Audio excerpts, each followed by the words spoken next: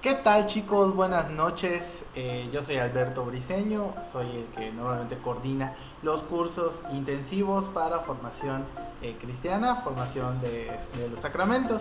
El día de hoy te estamos haciendo un video un poco especial, precisamente porque muchos de ustedes nos han expresado varias dudas que tienen acerca de diferentes temas que van desde los sacramentos, el estilo de vida y algunos un poquito más profundos. Para eso invito a mi hermanita. Hola, yo soy Linet Briceño y soy catequista de Brisas. Estamos usando nuestras camisas de catecismo porque pues cuarentena y pues es el único día que la podemos usar. La traje precisamente porque ella actualmente se encuentra estudiando un curso de teología. Entonces hay ciertas preguntas que se me hicieron un poquito complicadas, que también se le hicieron un poquito complicadas a ella y tuvimos que buscar a personas que nos ayudaran. Por eso la demora del video. Pero os agradezco mucho su paciencia y agradecemos precisamente que tengan la confianza y que tengan la oportunidad de expresar esas dudas para que no se queden con ellas. Así que sin más, comenzamos con el video. Bueno, chicos, para comenzar este video, pues ya hicimos la presentación. Es sobre las dudas que tienen acerca del curso intensivo. Nosotros dividimos las preguntas que nos mandaron en 3 secciones, que es referente a sacramentos, todo el significado de los sacramentos, ciertas cuestiones que a lo mejor no quedaron claras. La segunda sección es acerca de la vida cristiana, al estilo de vida de un cristiano, de actuar, de vivir y de expresarse en la fe. Y el último es lo relacionado a lo teológico, que es más bien como saberes un poquito más profundos, digamos con preguntas no tan comunes, pero que son importantes de saber. Tenemos la primera sección, que es referente a los sacramentos. Hay varias preguntas muy interesantes y pues vamos a responderlas. Comenzamos. La primera pregunta es: una vez hecha mi confesión, ¿cuánto debo esperar para la siguiente? Bien, cada uno de nosotros considera que el pecado que nosotros cometamos, ya lo habíamos explicado, era grave, venial o mortal. En este caso, cada uno de nosotros, a cómo se sienta y cómo lo perciba, va a saber cuánto debe esperar para hacer su siguiente confesión.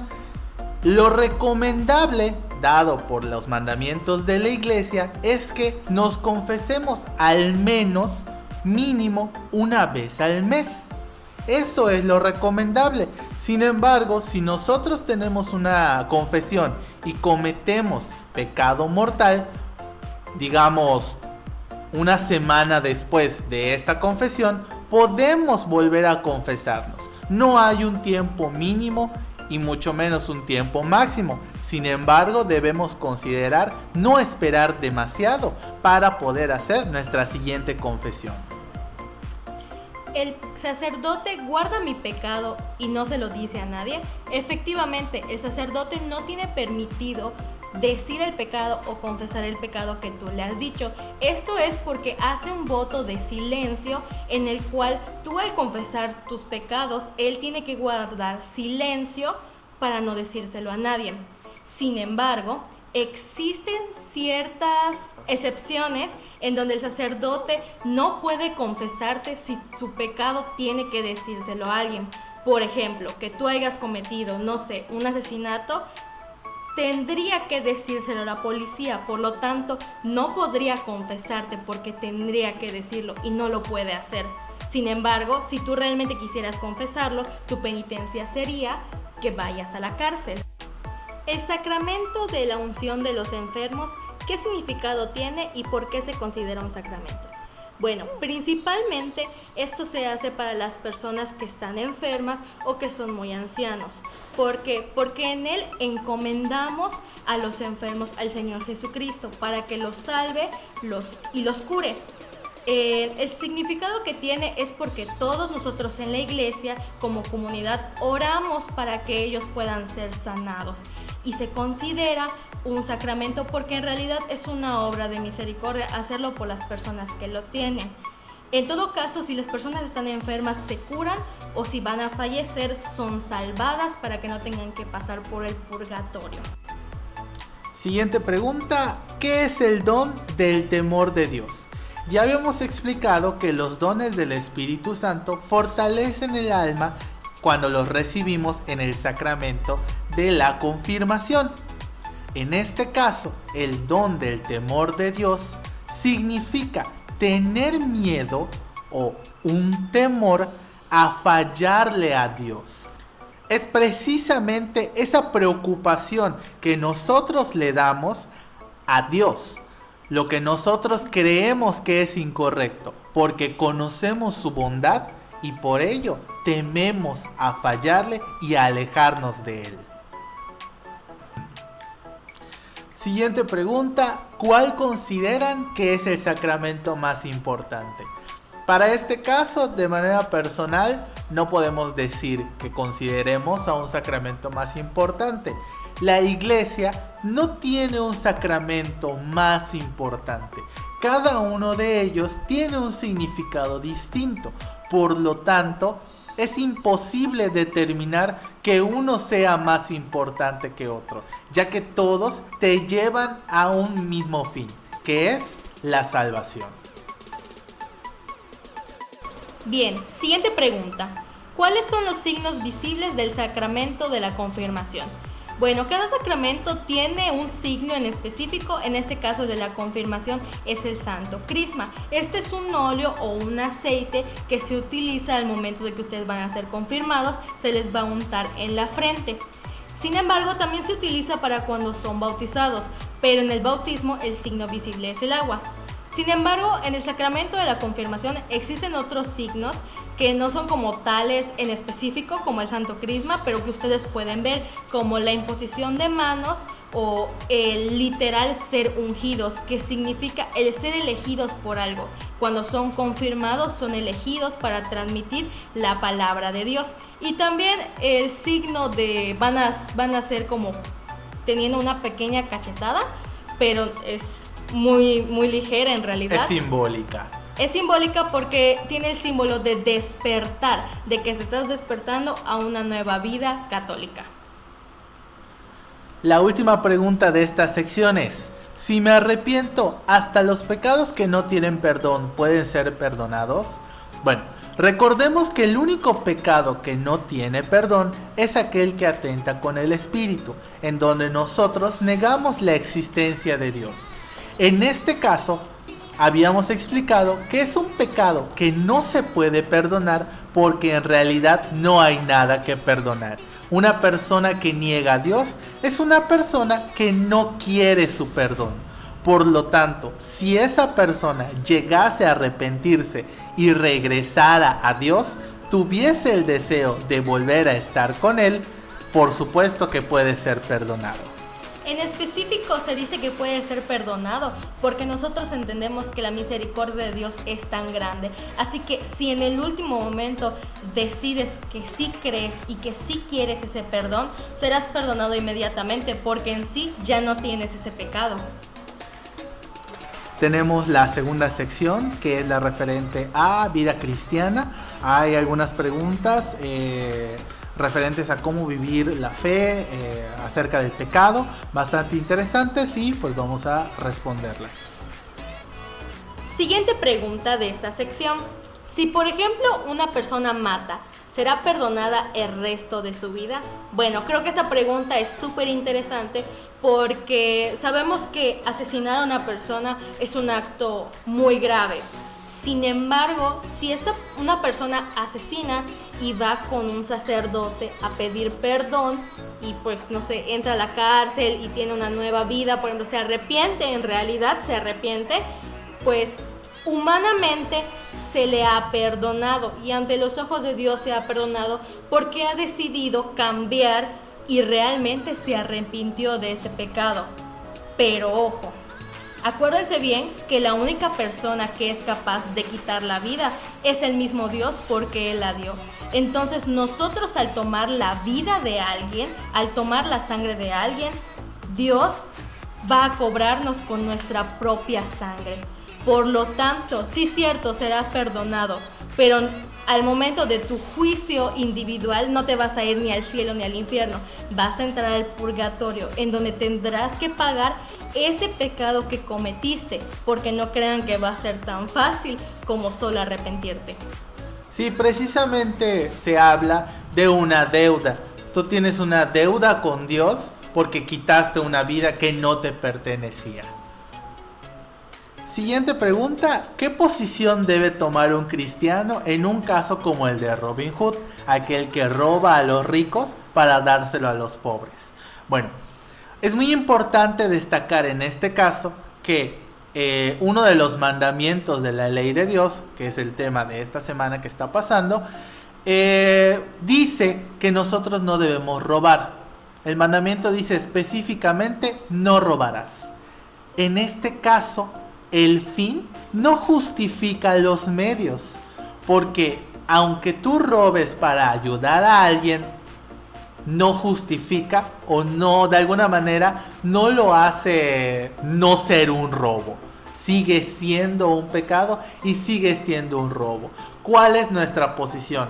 En este caso, si tú llegaste a saber sobre esto, hay algo muy peculiar llamado la corresponsabilidad, que es el hecho de tú como cristiano tienes la responsabilidad de decirle a tu hermano que está pecando lo que está haciendo mal.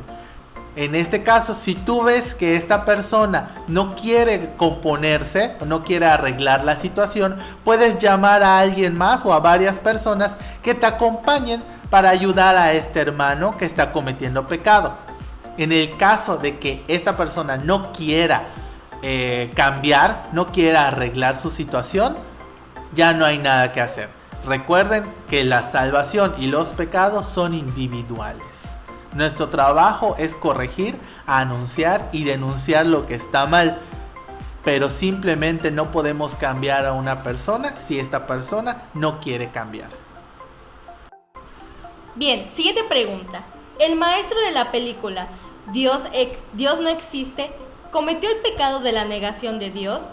Pues efectivamente sí, porque si ya vieron la película, al final, con spoiler, lo siento, al final de la película resulta... Salten esta parte, si no han visto la película y la quieren ver, pues sáltense esta parte.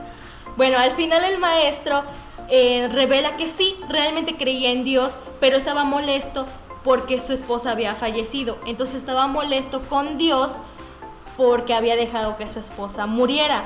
Entonces sí cometió este pecado porque aún creyendo en Dios no lo quería y lo negaba y reprochaba de él y hacía que los demás hicieran que negaran su existencia.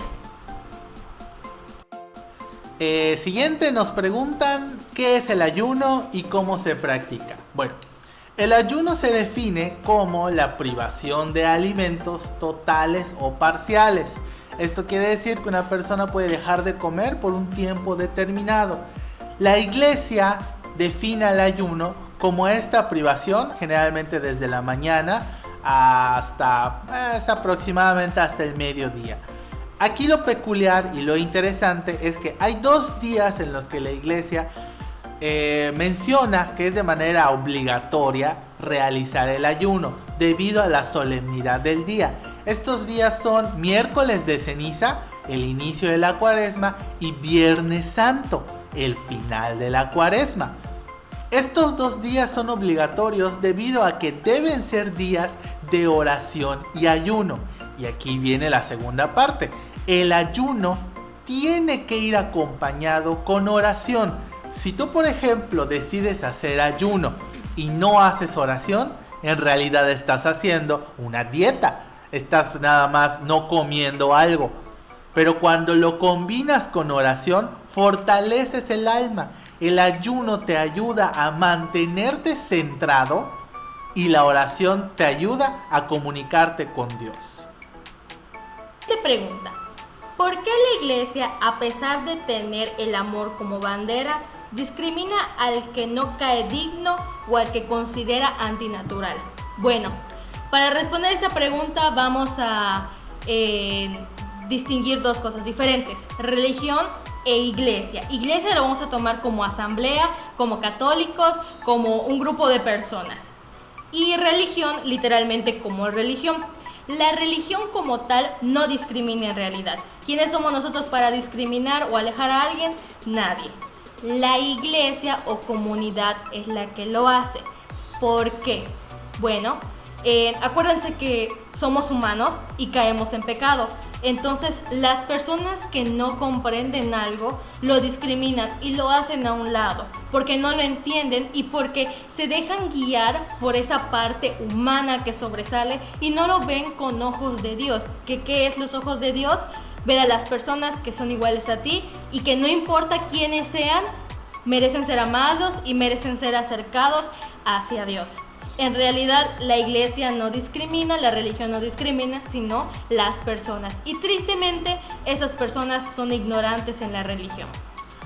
También hay que mencionar que si a esto se refiere la pregunta, efectivamente existen religiosas, existen sacerdotes y existimos muchos cristianos que discriminamos a las personas por diferentes razones.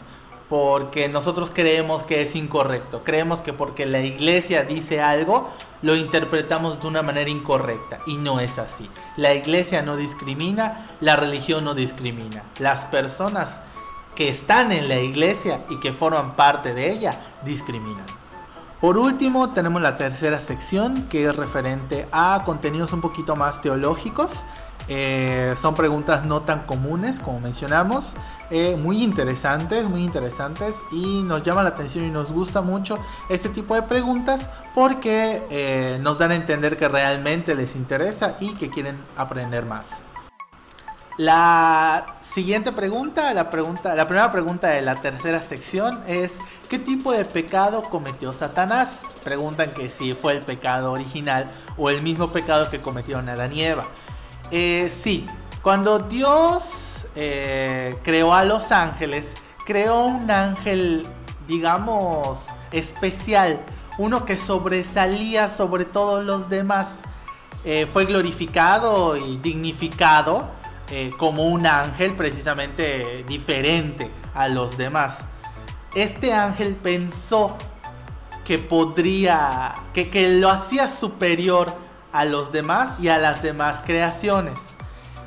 Cuando Dios decide crear al hombre, Dios dignifica al hombre y le da un lugar especial, porque, bueno, ya luego hablaremos sobre la creación del hombre y de lo que conlleva, pero precisamente cuando Dios dignifica al hombre, este ángel se pone de alguna manera celoso. Entonces, al querer ser más que Dios, comete el pecado original, comete el mismo pecado de Adán y Eva, precisamente porque quiere ser como Dios, quiere ser superior al hombre. Siguiente preguntilla: ¿a dónde enviaron a Adán y Eva tras comer el fruto prohibido? Bueno, aquí hay que definir algo importante, que el paraíso en donde estaban Adán y Eva no era en específico la tierra. Se encontraba en un lugar en la tierra y de hecho creemos que aún se encuentra ahí, no fue destruido, solo que nosotros no podemos acceder a él, y ellos ahí vivían en el paraíso. Después de comer el fruto prohibido y haber desobedecido a Dios, Dios los expulsa del paraíso. ¿A dónde? Pues al mundo real. Bueno, pues al mundo que nosotros conocemos. ¿A qué me refiero con esto? Pues que en el paraíso tenían todo, tenían frutas, tenían animales y gobernaban y vivían bien. Y al ser desterrados tenían que buscar de dónde conseguir comida. Además, Adán tenía que conseguir la comida del fruto de su esfuerzo. En cambio, en el paraíso no tenía que hacer nada para obtenerlo. Siguiente pregunta: ¿cuál es la diferencia entre alma y espíritu? No, buenísimas sus preguntas. Bueno, aquí muy buena pregunta, la verdad, porque hay que aclarar que sí existe una diferencia y son dos cosas diferentes, y el ser humano tiene ambas. Si ustedes han leído la Biblia, pues recuerdan que en la Biblia, en una parte, sale que cuando Dios crea a Adán, le sopla y le da su espíritu. El espíritu es parte de Dios, es parte del espíritu de Dios.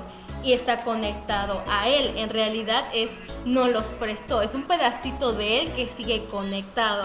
Y el alma es un alma individual que nos dio a cada uno, que nos da nuestras personalidades, nuestros gustos, nuestra forma de pensar, y pues es el que es corruptible. El espíritu no, porque es espíritu perfecto de Dios, pero el alma sí lo es.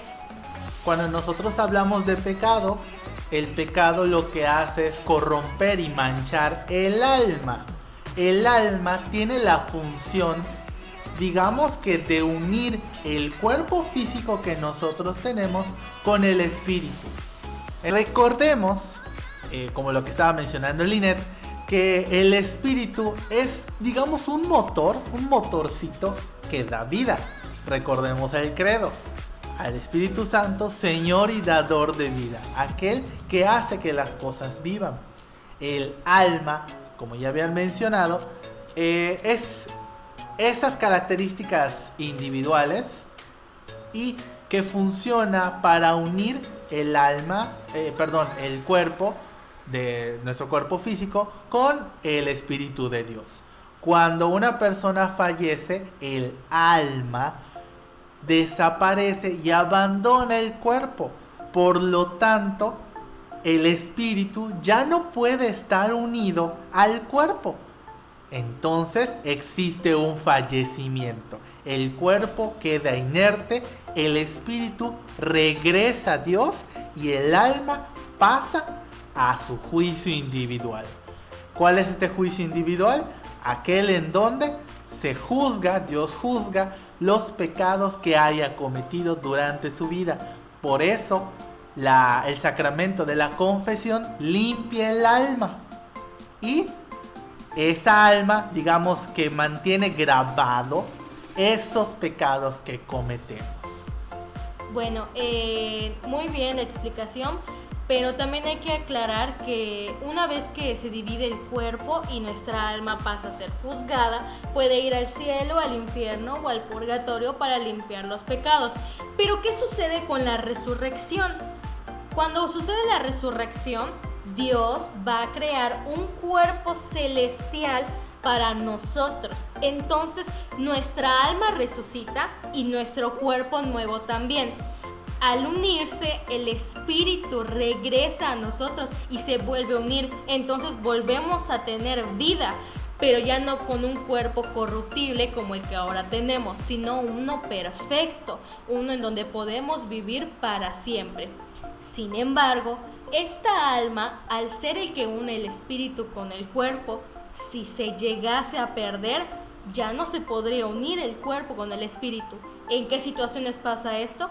Pues cuando nosotros tenemos nuestro juicio y nuestra alma va al infierno, ya no podrá resucitar y ya no podrá juntarse con nuestro espíritu y nuestro cuerpo.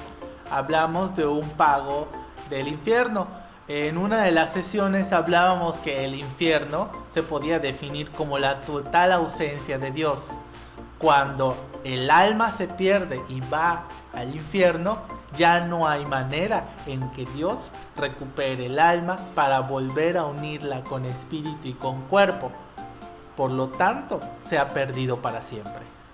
Y como último dato, existe un ejemplo perfecto de resurrección en donde el cuerpo fue resucitado, el alma fue rescatada y se volvió a unir en espíritu. Y ese es el de la Virgen María. Es la única persona que se encuentra en el cielo en cuerpo y alma. Por eso la Virgen María, a diferencia de los demás santos, tiene una particularidad especial, porque si ustedes no lo sabían, la Virgen María nació sin pecado original. Por lo tanto, al no cometer ningún pecado durante toda su vida, mereció la salvación inmediata. Eso quiere decir la resurrección inmediata. Al no haber corrupción, el alma fue perfecta y fue subida a los cielos con cuerpo y alma. Siguiente pregunta, que va relacionada con la anterior. ¿Qué ocurre con las demás criaturas tras la redención por Cristo? ¿También se reúnen con Dios Pues tristemente no es así, porque solo nosotros los seres humanos gozamos de un alma en todas las criaturas. De hecho, por eso el demonio estaba celoso de nosotros, porque nosotros teníamos una alma, lo que ellos no son. De hecho, Satanás y todos los ángeles no tienen alma, tampoco tienen cuerpo, son simplemente espíritu de Dios. Y los animales no tienen alma, solo tienen cuerpo y espíritu que les da vida. Entonces, cuando ellos fallecen y ya no tienen un espíritu que regresa con Dios, pues ya no pueden resucitar como nosotros. Entonces, ellos no regresarían como el ser humano. Esa es la principal diferencia entre las demás criaturas y nosotros como creación de Dios. Siguiente pregunta, preguntan que si Adán y Eva comieron del fruto prohibido a conciencia. Ponen un ejemplo de que si un pájaro hubiese comido del fruto prohibido, también hubiera sido castigado. Bueno, tomamos en cuenta las explicaciones anteriores. Hubo un pecado, ya explicamos en un video anterior cuál fue las características de este pecado y cumple con las tres. Un animal que llegase a comer del fruto prohibido no sabría que es un fruto prohibido, en primera.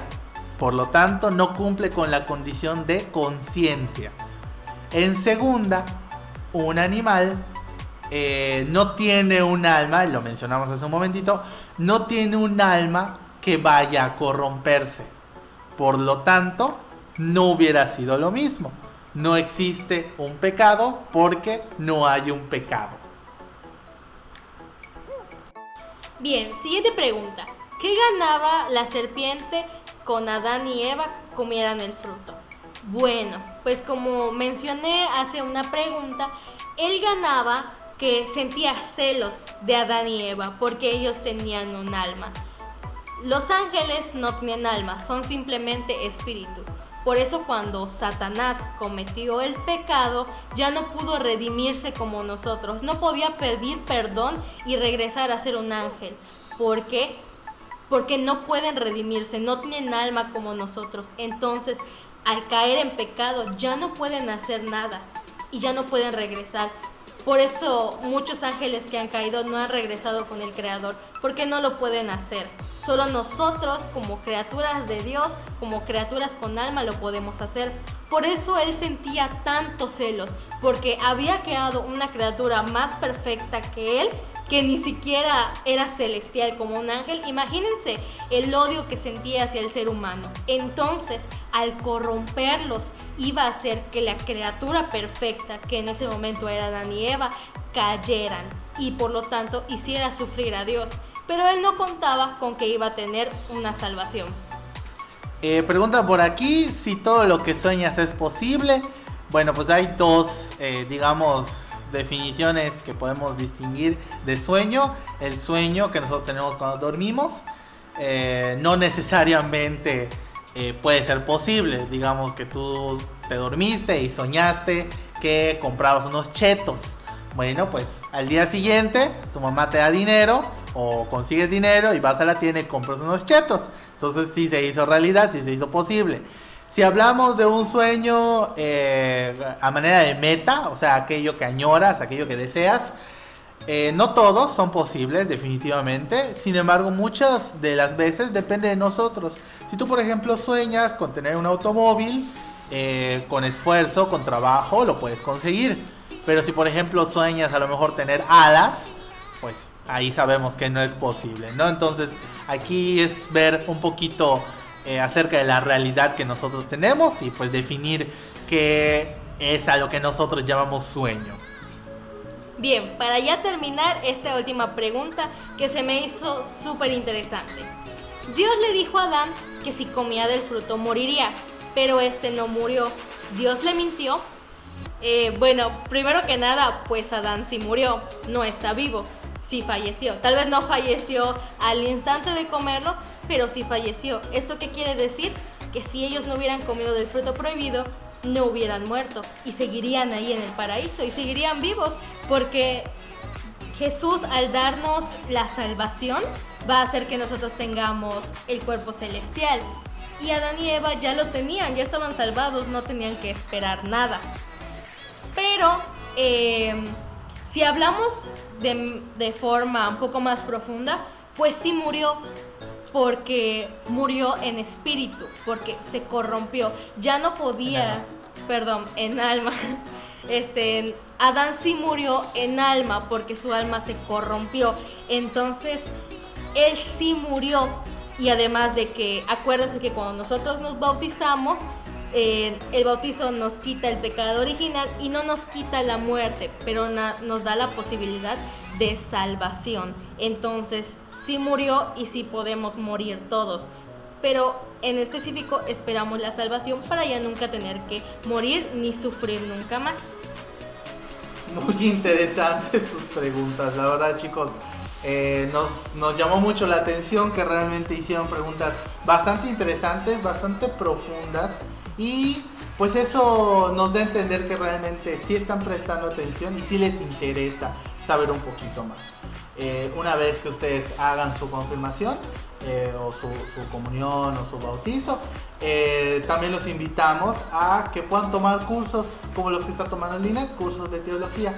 No sé si quieres agregar algo. Bueno, yo creo que sus preguntas fueron muy interesantes. Espero que realmente las hayamos podido responder. Si se quedaron dudas, por favor, háganlo saber. Si quieren otro video así con otras preguntas de otros temas, igual. Si les interesó algún tema que escucharon entre las preguntas y quieren que se hable de eso, también se puede hacer, porque pues íbamos a hablar de muchas cosas más, pero pues sí, va a ser mucho más largo. O sea, ya tardó como media hora este video, pero pues... Sí, entonces, y bueno, respecto a los cursos que estoy tomando, la verdad es que están muy padres y están muy bien. Son un poco difíciles, definitivamente, porque hay cosas que no comprendemos, porque en sí estoy aprendiendo sobre el extracto más bajo de la religión como tal. Ya muy complicado, ya llega a ser muy complicado, a pesar de que hay cosas que sé. Y pues creo que es importante que todos lo tomemos, porque todo eso que estoy viendo es lo básico que debe saber un católico. De hecho, sus preguntas son básicas para un católico. Entonces yo creo que no está mal que no la sepan, pero que poco a poco vayan mejorando y buscando y conociendo más cosas. Así que, chicos, llegamos al final de este video. Agradecemos su atención, agradecemos sus preguntas, y como mencionó Linet, si llegas a ver alguna duda más, pues nos las pueden hacer llegar, y veremos si hay un segundo video o si les respondemos nada más en el Classroom. Esperamos que estén bien, sigan las indicaciones de salubridad. Esperamos que estén bien ustedes, su familia, cuídense mucho y les mandamos un gran saludo. Bye. Hasta luego.